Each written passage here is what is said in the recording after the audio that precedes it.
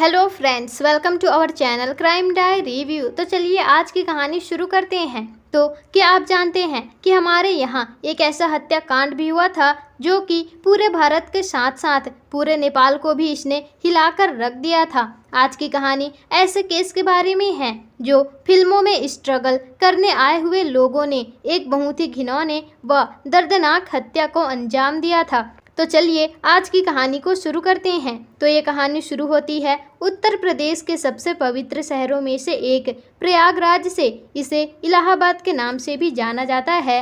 प्रयागराज में एक जगह पड़ती है दरभंगा। इसी कॉलोनी में एक बंगला था जिसे गुलाटी बंगलों के नाम से जाना जाता था। यहाँ पर कोई भी आता जाता नहीं था, हर तरफ केवल सन्नाटा ही छाया रहता था। यह एक सुनसान जगह थी, वहाँ पर कोई भी नहीं रहता था, केवल एक वॉचमैन था जो वहाँ का देखभाल करता था। यहाँ के ओनर भी दूसरी जगह रहते थे। एक दिन अचानक से कुछ लोग उस बंगले में प्रवेश करते हैं। ये 17 अप्रैल 2012 की तारीख थी। वहाँ आए हुए लोगों में महाराष्ट्र पुलिस और यूपी पुलिस थी और कुछ और लोग भी थे। ये सभी लोग शायद कुछ चीज़ को ढूंढ रहे थे और उसी के लिए महाराष्ट्र की पुलिस इतना दूर आई थी। यहाँ की लोकल पुलिस इनकी मदद कर रही थी। महाराष्ट्र पुलिस को अच्छे से पता था कि जिसे वे यहाँ ढूंढ रहे थे वो कहाँ पर है। सभी लोग बंगले के अंदर आते हैं। दरवाजे से होते हुए वे बंगलों के दूसरे दरवाजे में पहुँच जाते हैं। यहाँ आने के बाद महाराष्ट्र पुलिस में से एक सीनियर ऑफिसर एक वहाँ के कोने की ओर इशारा करता है और पुलिस अपने साथ कुछ मजदूरों को भी लेकर आई थी। इशारा करते ही वहाँ के मजदूर वहाँ पर खुदाई करना शुरू कर देते हैं। खुदाई करने पर पता चलता है कि यहाँ पर एक सेप्टिक टैंक था। सेप्टिक टैंक के अंदर पुलिस को वो चीज़ मिल गई जिसके लिए वो इतनी दूर गए थे। वे इतनी दूर से सेप्टिक टैंक से उसको बाहर निकाला जाता है और इस चीज़ को देखकर पुलिस के रोंगटे खड़े हो गए। ये लोग यहाँ सिर्फ इसके लिए ही नहीं आए थे। ये चीज़ वैसे नहीं थी जैसा कि वो लोग सोच कर आए थे। असल में ये एक लड़की की लाश थी। एक बॉडी यहाँ पर मिली थी लेकिन इसका सर कटा हुआ था। ये एक अधूरी लाश थी, बिना चेहरे के इसकी पहचान करना मुश्किल था। ये भी डाउट होने लगा था कि वो जिसकी लाश की तलाश कर रहे हैं ये वही है या फिर कोई और। ये किसी और की भी हो सकती थी, लेकिन महाराष्ट्र से आए एक ऑफिसर से उन दोनों को बुलाने को कहा गया। पुलिस के साथ 2 और लोगों को बुलाने को कहा गया। तो फिर एक आदमी अमित जायसवाल और एक औरत प्रीति सुरीन, उन दोनों को बुलाया गया। अमित जायसवाल पेशे से एक लॉयर था। शुरू से ही वो बॉलीवुड की चमक धमक से प्रभावित था और वो बॉलीवुड में काम करना भी चाहता था। वैसे तो वो प्रयागराज में रहने वाले थे और उनकी शादी भी हो चुकी थी और उनकी एक पत्नी भी थी। ये 2010 से 2011 तक का साल चल रहा था और एक दिन अमित जायसवाल अपना काम छोड़कर और मुंबई फिर वे आ जाते हैं फिल्मों में काम करने के लिए। यहाँ पर कभी कभार साइड रोल उन्हें मिल जाता था। ऐसे में उनकी रोजी रोटी चल रही थी। प्रीति सुरीन की बात करें तो ये भी अमित की तरह ही स्ट्रगलिंग कर रही थी। स्ट्रगलिंग एक्टर थी, फिल्मों में छोटे मोटे रोल करती थी और प्रीति भी प्रयागराज की रहने वाली थी। ये भी अमित जायसवाल के साथ मुंबई आई थी और ये दोनों गर्लफ्रेंड बॉयफ्रेंड थे और साथ में फिल्मों में स्ट्रगल कर रहे थे। आमतौर पर जो स्ट्रगलिंग एक्टर होते हैं उन्हीं की जगह पर इस लोकेशन पर ये शूटिंग चल रही थी। फिर ये लोग काम की तलाश में फिल्मों में काम करने की तलाश में जाते हैं। वहाँ पर वो डायरेक्टर और प्रोड्यूसर से बात करते हैं, थोड़ी बहुत जान पहचान बनाते हैं और अगर इस फिल्म में नहीं तो अगली फिल्म में डायरेक्टर यहाँ प्रोड्यूसर मौका दे देते हैं। ऐसे में अमित और प्रीति जानकारी मिलने पर जगह जगह की शूटिंग पर जाते रहते थे। न जाने कब बड़ा रोल मिल जाए, न जाने किस्मत कब चमक जाए। कहीं से इन्हें पता चलता है कि यहाँ पर फिल्म की शूटिंग चल रही थी। मेन हीरोइन इस फिल्म के जाने माने डायरेक्टर मधुर भंडारकर इसे डायरेक्ट कर रहे थे। इसमें करीना कपूर और अर्जुन रामपाल जैसे बड़े बड़े एक्टर थे। अमित और प्रीति को लगा कि एक बार यहाँ भी किस्मत आजमाना चाहिए, शायद बड़े बड़े एक्टर्स के साथ काम करने का मौका मिल जाएगा। इसी सोच के साथ अमित और प्रीति यहाँ पर आए थे और यहाँ पर इन्हें साइड रोल भी मिल जाता है। शूटिंग के दौरान अमित एक लड़की से मिलता है और उस लड़की का नाम था मीनाक्षी थापा। ये भी फिल्म में छोटा मोटा रोल निभा रही थी। वैसे तो मीनाक्षी थापा का परिवार वैसे नेपाल से बिलोंग करता था, लेकिन ये लोग देहरादून में रहते थे। मीनाक्षी का जन्म भी यहीं देहरादून में ही हुआ था। इन्होंने अपनी सारी पढ़ाई देहरादून में ही रहकर करी थी। इनके पास एविएशन की डिग्री थी। एविएशन के फील्ड में करियर बनाना चाहती थी। इनका फ्यूचर पूरा ब्राइट था। इनके भाई आर्मी में थे, पिता जी ओएनजीसी में एक वर्कर थे और माँ एक हाउसवाइफ थी। ये एक छोटी सी मिडिल क्लास फैमिली थी। मीनाक्षी को डांसिंग, एक्टिंग व मॉडलिंग का शुरू से ही शौक था। ये एक तरह से अच्छा ही कर रही थी। वह फिल्मों में भी अपना हाथ आजमाना चाहती थी। उसका परिवार भी काफ़ी सपोर्टिंग था और ये लोग इसे मुंबई भेजने के लिए तैयार भी हो जाते हैं। और मीनाक्षी भी बाकी स्ट्रगलिंग एक्टरों की तरह ही मुंबई आ गई। यहाँ पर ये जगह जगह घूम रही थी और सभी की तरह ये भी ऑडिशन देने लगी। फिल्मों की शूटिंग में जाने लगी और इन्हें कभी कभी छोटा मोटा रोल भी मिल जाता था या कभी कभी नहीं मिला करता था। इन्होंने अपनी एक्टिंग करियर की शुरुआत एक हॉरर मूवी 404 में से की। इसमें इनका छोटा मोटा रोल था।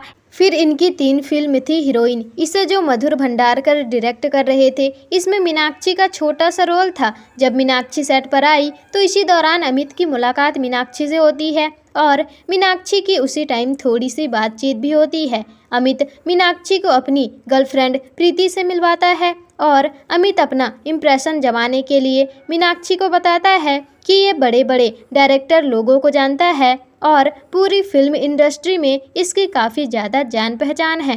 प्रीति भी अपने बॉयफ्रेंड को सपोर्ट करती है और उसके बातों में हामी भरती है, क्योंकि इसको भी सामने वालों के आगे बड़ा बनना था।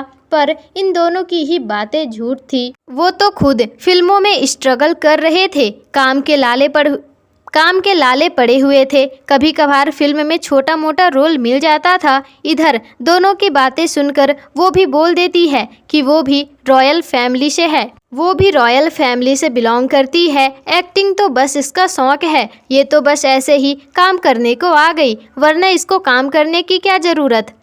मीनाक्षी भी इम्प्रेशन बनाने के लिए झूठ बोल रही थी। ये दोनों फ़ोन नंबर एक्सचेंज करते हैं और क्योंकि अमित की गर्लफ्रेंड थी तो मीनाक्षी को उससे दोस्ती करने में कोई भी संकोच नहीं था।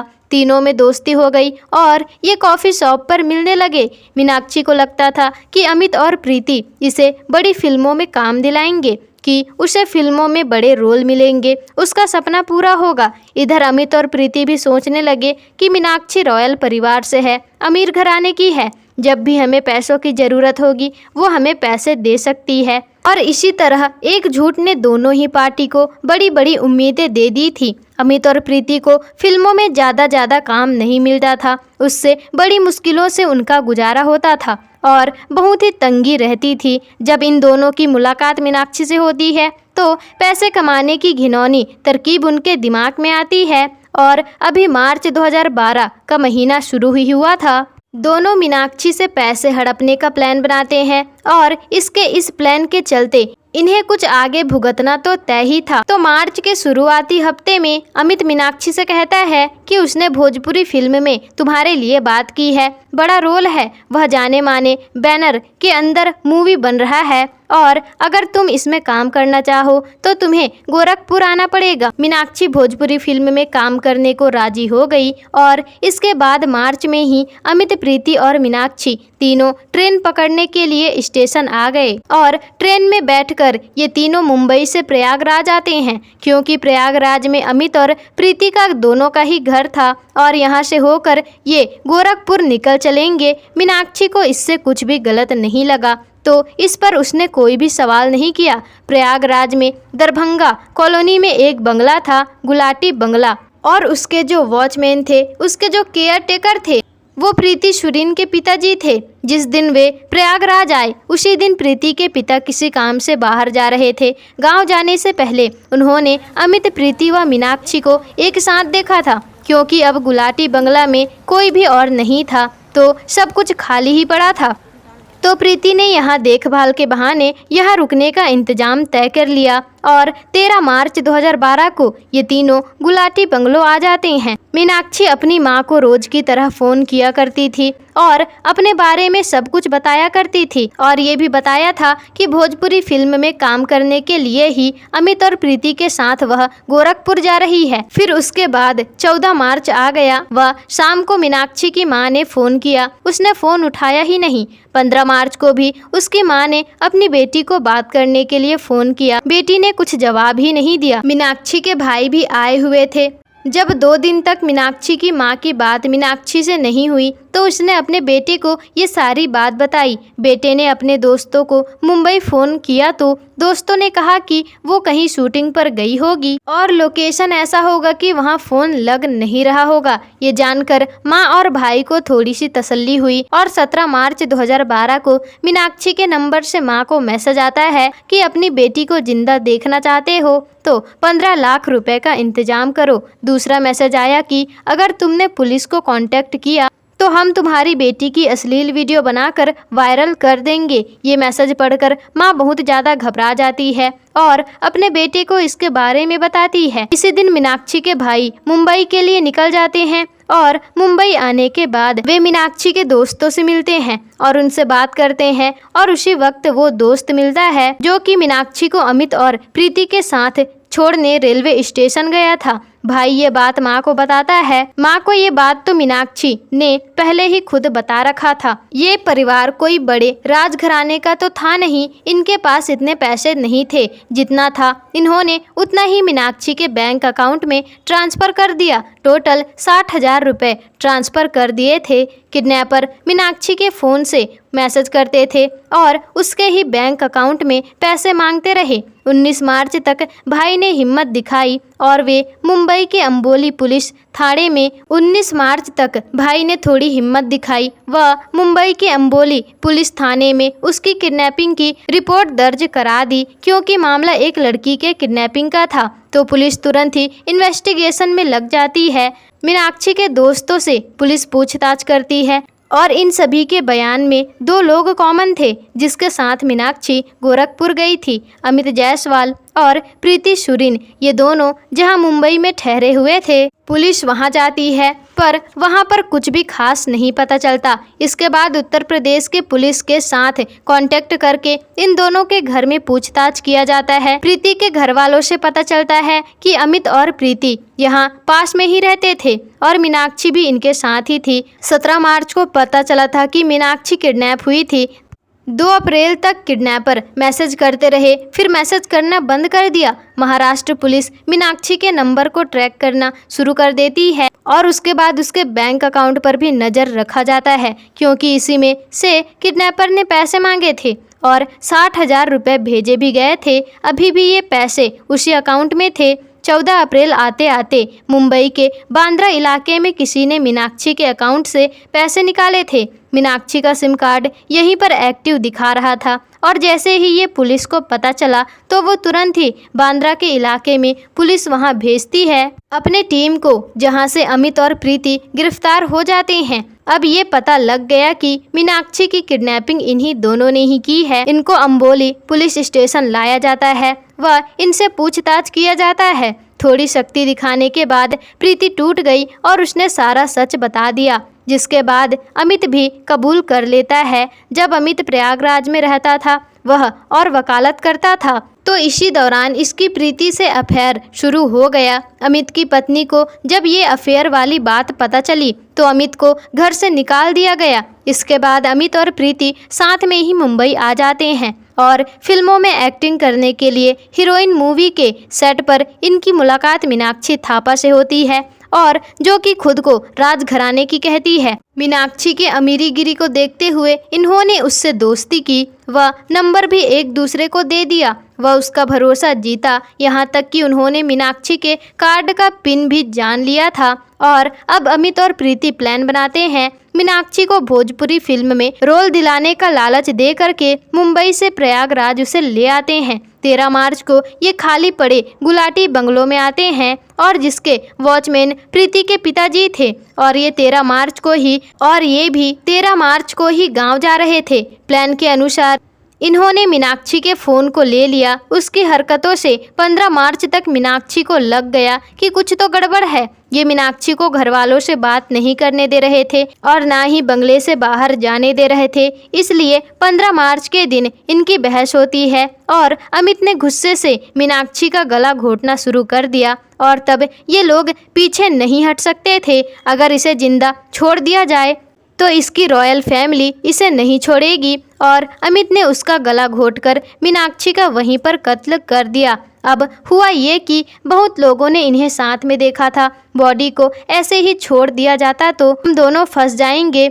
और प्रीति का घर भी बंगलों से ज़्यादा दूर नहीं था। ये अपने घर जाती है और चुपके से किचन नाइफ चुरा कर लाती है और घर के पिछले वाले दरवाजे से निकल जाती है। इस समय अंधेरा हो रहा था और प्रीति के भाई ने उसे घर से जाते हुए देख लिया था। इसके बाद प्रीति बंगले में आ जाती है और ये लोग सर को बॉडी से अलग कर देते हैं ताकि बॉडी की पहचान ना हो पाए। घर के पीछे एक सेप्टिक टैंक था और वहीं पर घास छीलने वाला औजार भी पड़ा हुआ था। इससे घर के पीछे थोड़ी सी खुदाई की जाती है। फिर सेप्टिक टैंक का ढक्कन नज़र आ जाता है। बॉडी को उन्होंने उस टैंक में फेंक दिया। उसके बाद ढक्कन को बंद कर दिया गया व फिर उस टैंक के ढक्कन को ऊपर से फिर से मिट्टी उसमें डाल दिया गया। अब उसके बाद बच गया मीनाक्षी का सर। इन्होंने उस सर को एक प्लास्टिक के बैग में डाला और उसे प्रयागराज से बाहर ले जाकर बस स्टेशन में पहुंच गए और ये जहां पर जौनपुर बस में बैठ गए। प्रयागराज व वाराणसी हाईवे पर इन्हें लगा सुनसान इलाका है, ऊपर से रात का समय भी था। इन्होंने इसी सुनसान इलाके में इस बैग व चाकू को फेंक दिया। इसके बाद ये लोग बाईपास रोड मुंबई चले गए। 17 मार्च से इन्होंने किडनैपिंग वाला मैसेज भेजना शुरू कर दिया था। पैसे मांगने लगे। जब अकाउंट में 6000 रुपये आए तब इन्हें पता चलता है कि मीनाक्षी झूठ बोल रही थी। वो कोई रॉयल फैमिली से बिलोंग नहीं करती थी। मुंबई आकर इन्हें पता चलता है कि पुलिस मीनाक्षी को ढूंढ रही है और भाई ने किडनैपिंग का केस दर्ज करवा दिया है। कहीं पुलिस मीनाक्षी के फ़ोन के चलते इन्हें ट्रैक ना कर ले, इसलिए इन्होंने मां को धमकी भरे मैसेज भेजना बंद कर दिया। और अब तो ये लोग मुंबई से बाहर भी नहीं जा सकते थे। अब हर तरफ चेकिंग ही चेकिंग चल रही थी। इन्हें ये पता नहीं चल पाया कि मीनाक्षी के बैंक अकाउंट पर भी पुलिस नज़र रखे हुए है, क्योंकि इनके आगे से आर्थिक तंगी चल रही थी व कहीं काम ना करने की वजह से ये बिल्कुल बेरोजगार हो गए थे और वे कहीं काम करने भी जा नहीं सकते थे, वरना पुलिस इन्हें आसानी से पकड़ लेती। फिर ये मीनाक्षी का डेबिट कार्ड लेकर के बांद्रा के एटीएम में जाते हैं और 45,000 रुपये निकाल कर लाते हैं। पुलिस की नज़र अकाउंट पर ही टिकी थी। पुलिस ट्रेस करके अमित और प्रीति को गिरफ्तार कर लेती है और वे गुनाहों को इन्होंने स्वीकार भी कर लिया। अमित और प्रीति के कहे अनुसार ही मुंबई पुलिस इस प्रयागराज में आती है और यहाँ के लोकल पुलिस से मदद मांगती है और इन दोनों के कहे अनुसार ही बॉडी सेप्टिक टैंक के अंदर ही मौजूद है। इसलिए कुछ लोकल मजदूरों को भी साथ में ले जाया जाता है और ज़मीन की खुदाई करने के लिए जब मजदूर सेप्टिक टैंक की खुदाई करते हैं तो उसके अंदर से एक लाश निकलती है, लेकिन उसका सर नहीं था। पुलिस अपने साथ अमित और प्रीति को भी अपने साथ लेकर आई थी। ये दोनों बाहर खड़े थे। लाश मिलने के बाद इन्हें बुलाया जाता है और सर के बारे में पूछा जाता है, लेकिन अमित बातों को घुमाने लगता है। लेकिन जब पुलिस थोड़ी सख्ती दिखाती है तो अमित और प्रीति पुलिस को प्रयागराज के हाईवे के वाराणसी पर ले आते हैं, जहां पर उन्होंने उस प्लास्टिक बैग को फेंका था। वहां पर पुलिस वालों को रुकवाया जाता है व पुलिस आसपास के एरिया में छानबीन करने लगती है। थोड़ी मशक्क़त के बाद सर मिल गया व चाकू भी वहीं पर मिल गया। सबूत इकट्ठा होने के बाद इन्हें शुरू से मुंबई लाया जाता है। इन्होंने अपना जुर्म भी स्वीकार कर लिया था। पुलिस चार्जशीट भी मिल गई और अब मुंबई के सेशन कोर्ट में मुकदमा चलता है। करीब 35 लोगों ने अमित और प्रीति के खिलाफ गवाही दी थी, जिसमें प्रीति के परिवार भी शामिल थे। पिता ने कहा कि उन्होंने तीनों को एक साथ में देखा था। भाई ने बताया कि 15 मार्च के शाम प्रीति घर पर आई थी और जब ये घर से वापस गई तो घर से एक चाकू भी गायब था और यह चाकू को अपने साथ लेकर गई थी। ऐसे ही सबूत व गवाह अदालत में पेश किए जाते हैं। सब कुछ देखने और सुनने के बाद सेशन कोर्ट ने 11 मई 2018 को अमित व प्रीति को उम्र कैद की सजा सुना दी। ये दोनों अभी जेल में हैं। तो दोस्तों, कहानी यहीं पर खत्म होती है। तो आपको ये कहानी कैसी लगी हमें कमेंट में ज़रूर बताइएगा और चैनल को सब्सक्राइब करके बेल आइकन ज़रूर ही प्रेस कर दीजिएगा।